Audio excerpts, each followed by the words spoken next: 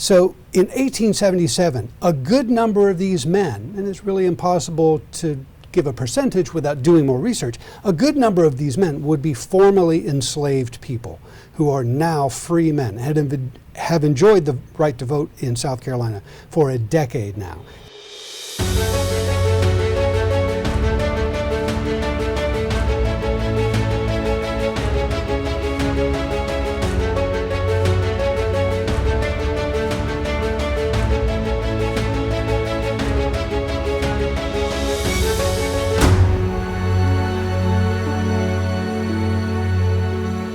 Hi, this is Nick Butler of the Charleston County Public Library, and it's election season 2020, and I want to continue the conversation talking about all things elections and voting rights related as we head into the election. So as you might remember, last week I did a podcast, episode 172 of the Charleston Time Machine, about the advent of black suffrage or black voting in the state of South Carolina.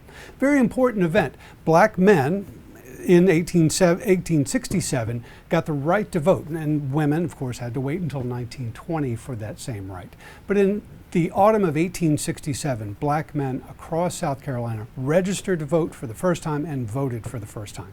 It's a big moment in South Carolina's civic history. We don't have much records of those events. So as historians, we know that black men registered, they voted, because we know the final tabulations. So we know how many men voted in each county, for example, and what the statewide totals are. But at the granular level, in communities like Charleston and other communities across the state, the records of actually voting don't survive. The records of voter registration from those initial post-Civil War elections don't survive, except here in the Charleston Archive at the Charleston County Public Library, we have some surviving City of Charleston records from 1877 that do, in fact, contain the records of who voted on what day, in what sequence. Doesn't tell us who they voted for, but we have some actual paper records that from which we can learn quite a bit about the civic history and the electoral history of our community. So the collection I'm talking about is a archival collection of the commissioners of elections for the city of Charleston from the municipal elections of December 1877. And these are divided by wards within the city of Charleston, and then within each ward, precincts within neighborhoods, basically. So there are 12 volumes of records that survive. And as you can see, we've got these in archival boxes behind the scenes here at the library. And I want to tell you a little bit about what's in these boxes. So for each of the 8 wards in the city of Charleston in 1877, each precinct received a book like this. And so it's an elegant kind of marbled paper. And as you can see in the very front page, there are instructions for the poll managers within the city and a map of each of the precincts. So from these materials, we learned that people who were going to vote in the 1877 municipal election had to register in early November. There was a 3-day window of opportunity for registering to vote within the city election. So unlike today, where you register once to vote, and then as long as you live at that address, you don't have to continue registering to vote. Back then in 1877, you had to register before every election. So election registration was held in early November, and the election itself was run in early December.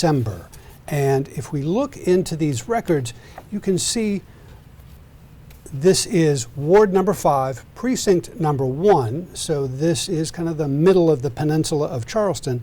And here we are in the alphabetical sequence in the C's. On the far left-hand side of the page is a number here for the certificate number. So in November, when you went to register to vote, you signed your name and address, and the clerk gave you half of a certificate with your certificate number on it. And you had to present that certificate when you went to vote. So here are people they are going to vote. It has their names here, and on the left-hand page, we have white voters and colored voters. And as you can see just by scanning this page, it's a pretty good mix in this precinct, Ward 5, Precinct 1, of black and white men living in the same neighborhood, voting together. Over here on the right-hand side of the page, we've got their residence. You know, it gives their street address within that ward. And then the date on which they had registered. And then there's a column that records their voting, the actual record of their voting. And again, it doesn't tell us who they voted for, but there is their number on the poll list. That is what sequence they voted in. So by looking at the sequence numbers here, we might be able to see men in families or neighbors or friends going and voting together at the booth in December of 1877. And after they voted, their certificate was either filed or destroyed. Even the ones that were filed were destroyed later. That's why we have so few records of these. Once the votes had been tabulated and the election had been declared, there's really no reason to keep these kinds of records. But for today's purposes, these are really a goldmine of different kinds of records. So if we look at the names here of some of the voters who are casting their ballots in the city of Charleston, let me just skip to another page just for the sake of interest. You can see that there are the names of many, many men within the city. And here is a different part of precinct 1 within Ward 5. And as you can see, it's entirely a black neighborhood. There are no white voters on this page at all. So in 1877, a good number of these men, and it's really impossible to give a percentage without doing more research, a good number of these men would be formerly enslaved people who are now free men, have enjoyed the right to vote in South Carolina for a decade now. And here's where they're living. Well, you might find the same information in a published Charleston directory, or a city directory as we call them.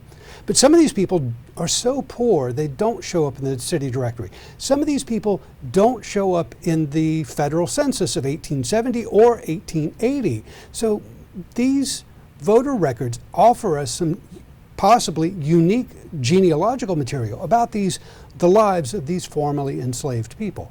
And if you took the time to look at their certificate number and their voter polling number, you might see families of men going to the polls and voting together. So as you can see, some of these volumes have suffered some damage over the years. You know, they're almost 150 years old. They've been through some hurricanes and potentially some fires. There's some water damage. Some of the binding is a little bit loose, but they're still in remarkably good condition considering their age.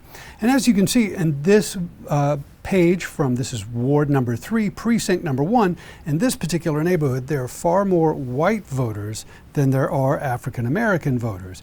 And that is not necessarily because of voter suppression, which was a feature of South Carolina's elections in the late 1870s, but this is probably more about the demographic profile of this specific neighborhood, Ward 3, Precinct number 1. So while we might be tempted to draw some conclusions about South Carolina elections in general in the 1870s and about how white voters were actively and even violently suppressing black voters in 1876 and 1877, the records that we have, remember, they're for the urban part of the city of Charleston, seem to show that large numbers of African American men are successfully voting, at least in the municipal elections. So of course, you probably don't have the time to come down and plow through these 1877 records in search of your ancestors, but we have made a transcription available for you. So a few years ago, my colleague Celeste Wiley and I compiled this transcription of the voter records of 1877, an index of the names that are contained in these records. Over 7,100 names of people who voted in city elections. So in this, I've included an introduction. It really explains the context of the voting. And if you're curious to know about what the voting precincts were within the 8 wards of Charleston, Celeste has made this wonderful map that you can consult. And we have an alphabetical transcription of the names of the voters and, of course, whether they were white or colored according to the surviving records, their address and their voting sequence. And that's pretty much all of the relevant information that survives in these voting registration and voting records from the municipal elections of December 1877. So if you'd like to learn more about these 1877 voter registration records for the city of Charleston, or even the 1879 voter registration records for the city, then I encourage you to make an appointment with the Charleston County Public Library's archivist to come and visit these records in person. Or if you're interested specifically in the 1877 elections, then we have this transcription that I mentioned a moment ago. You can come into the South Carolina room anytime the library is opened and view this for yourselves. And one more, even better option. This transcription was made on a computer, so this entire document is available as a PDF, and you'll find that on the website of the Charleston County Public Library. As well as my Charleston Time Machine. Remember, episode number 172 is about the advent of black suffrage in Charleston, which is really part of this same story that I've been talking about today. So I'm Nick Butler, historian at the Charleston County Public Library. Thanks for tuning in, and remember, voting is not just a right, it is a civic duty, and we encourage you to vote and participate in your community. Thank you. Bye-bye.